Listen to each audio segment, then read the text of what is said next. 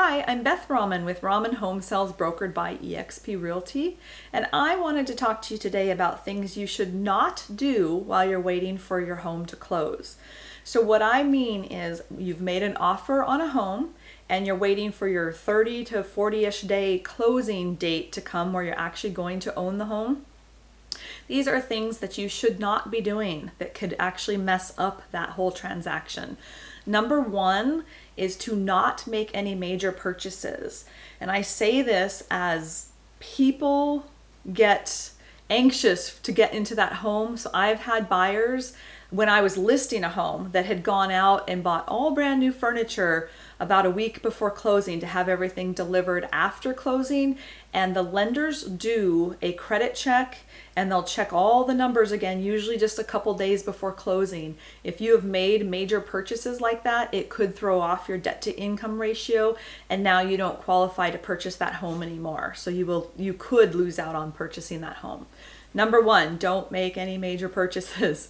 Another thing to think about is to not change your jobs. If it's a lateral job, like in the same company, that might not affect you. But if all of a sudden you're getting a brand new job, lenders like to see a history at a particular job, so they know there's consistency. So that might be something, if you see that in your future when you're looking for a home, you really want to talk to your lender about that and find out how that might affect your loan process.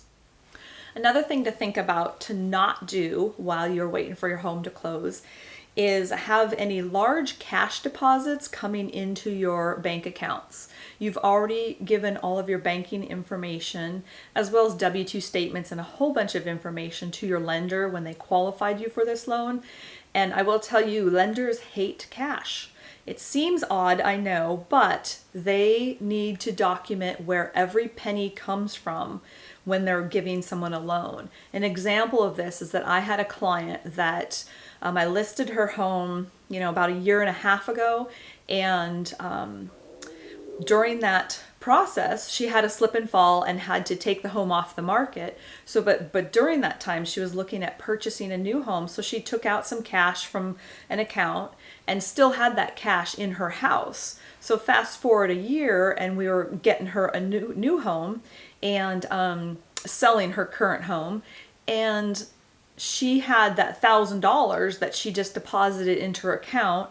The lender found that because you have to turn in updated bank statements throughout this process, and they needed about 5 or 6 different pages of documentation explaining where that cash came from. So don't make any large deposits. If you're getting money from a family member or something like that to help you pay for the loan, make sure you talk to the lender that you've been working with to know how that should be documented. There's a specific process that they're going to want for that, and just so that they're aware of it, so that something doesn't come up at the last minute to prevent you from purchasing that home that you've been dying to get into. All right, thank you for listening, and this is Beth with Rahman Home Sales brokered by eXp Realty.